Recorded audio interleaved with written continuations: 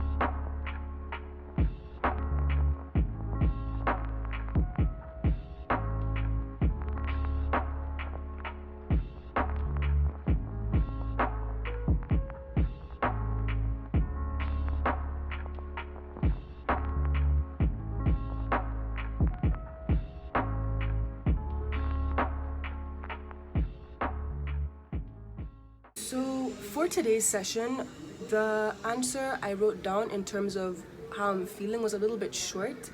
I feel like I haven't really given myself the attention I need in the past week in terms of my reflections, in terms of me working towards my goals, etc. And I feel like that has, in a sense, caused a bit of a disconnect in terms of my feelings. So for that, I only wrote about half a page. But yeah. And guys, also keep in mind, like, you're not trying to accomplish any goal in terms of how long you write or how much you write. It's just about being honest with yourself at that moment. To be honest, even after you're finished writing, not everything on the paper necessarily has to make sense when you read back in the days, weeks, or years to come. But it's all about also building that consistency when it comes to sitting down and taking a moment to acknowledge and reflect your emotions. So now that we've gone in and written about how we're feeling, the next question is, what have I been thinking about? So take a moment and reflect on the past couple of days, perhaps weeks. What have been the 2 or 3 things that have really been on your mind? Have you been nervous about your health due to the pandemic? Have you been very uncomfortable about your financial situation? Have you been feeling very joyful and feeling very loved and expressing a lot of love towards your family and friends? Have you been bored and overeating and not taking care of your physical body? Or have you been working out a lot? What are the 2 or 3 things that have been on your mind a lot in the past 24 hours, or rather the past couple of days? So that's the next journaling prompt, is what have I been thinking about?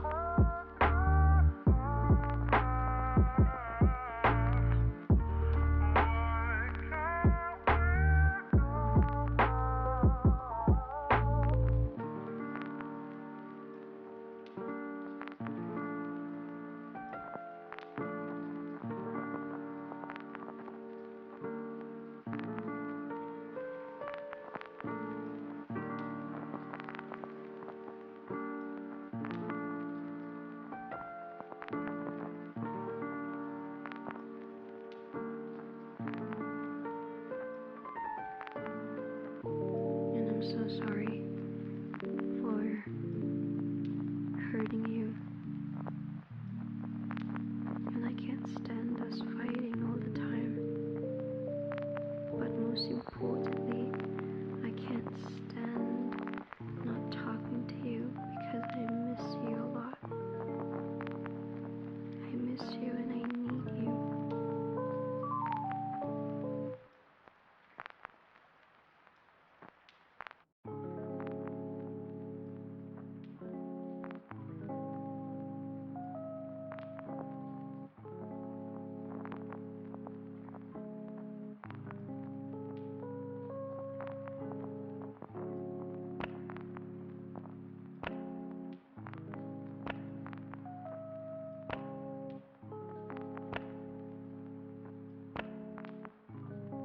For this specific section, I wrote quite a bit. I think I wrote like a page and a bit. For me, definitely in the past month, there's been a lot of my mind specifically tied towards my career and me learning a lot about like finances and saving and how to use money effectively, etc. So for me, I really opened up about that. So the third and final journal prompt that we're gonna do for today is, what am I most grateful for?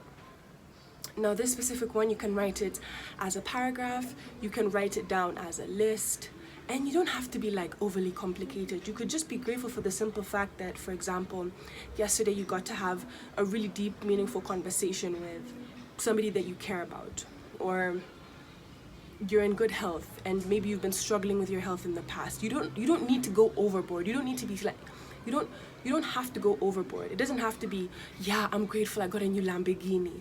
Yeah, I'm grateful I just built like a mansion. If you did, dive in, you know what I mean?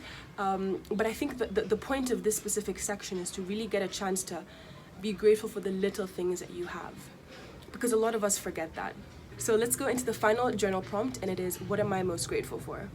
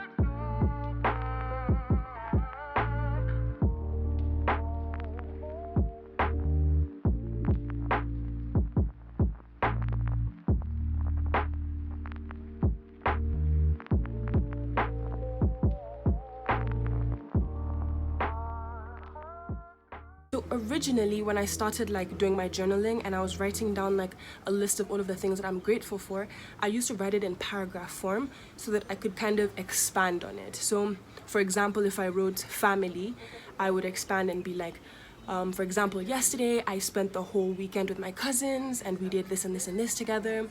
I was able to play the role of a big cousin and mentor them. I was able to teach my baby cousin how to write a new word, blah, blah, blah. And that is why I'm grateful. And so for me, that helped me and allowed me to sort of visualize and expand on my points. Nowadays, because I've been doing it for so long, I don't actually write it in paragraph form. I prefer to write it in a list format. As I write down each bullet point, I take a pause and I reflect on it. Like, my mind can already naturally visualize it. So I'd like to read to you some of the stuff that I've written down that I'm grateful for, and then tell you a bit about it. So the first thing is I'm grateful for a sense of direction in my career. A car is about to turn on. I heard someone enter a car. Anyway, we'll see. So yeah, the first thing that I wrote down was a sense of direction in my career. And that was because, to be honest, even as I was entering this new year, I didn't fully know what I wanted to do. Like, do I want to focus on digital? Do I want to go back to presenting? Do I want to do all of the above? Blah, blah, blah. And during the month of like June, there was like 2 or 3 days after doing a lot of meditations and everything, when I had this like crazy epiphany and everything downloaded in my mind after almost like, I'd say it was almost like 2 to 3 years of me being totally confused. Everything downloaded and felt very natural within like 2 days. So that's the first thing I'm grateful for. The second thing I'm grateful for is my improved discipline when it comes to my routines, when it comes to doing my yoga, when it comes to the time I designate to my friends versus work versus me time, like just my general self-discipline, even something as small as me waking up at 5:45 in the morning, every morning. And the fact that I've been disciplined, I've been able to do it. So I'm grateful that I've had an improvement. The second thing I'm very grateful for is my youth uncultured team, from the designers to the manufacturers to the boda guys that do deliveries. Like, one of the things on my vision board was having a strong team with a work ethic like mine, if not better. And youth uncultured team, we just came together so like flawlessly, and nobody needs to be micromanaged, and everybody delivers way in advance before they need to. Like, the team I have is so talented and is so spot on, and I am so grateful for everybody that's part of the team from the top to the bottom. Akiboda guys. Kwanza when they get the estate, then there's kelele. Anyway. Besides that, please leave any comments down below. If you want to write down like any of your answers to any of the questions, go ahead and leave that. I'll be going through the comment section, replying, just really starting up a conversation with you guys. And go ahead and give this video a thumbs up if you liked it, if you enjoyed it. So besides that, beautiful people, I will see you in my next YouTube video next week. Stay safe, more love, more life. Yeah, and I'm out. Bye. I need more coffee. This 1 cup is never enough, I swear.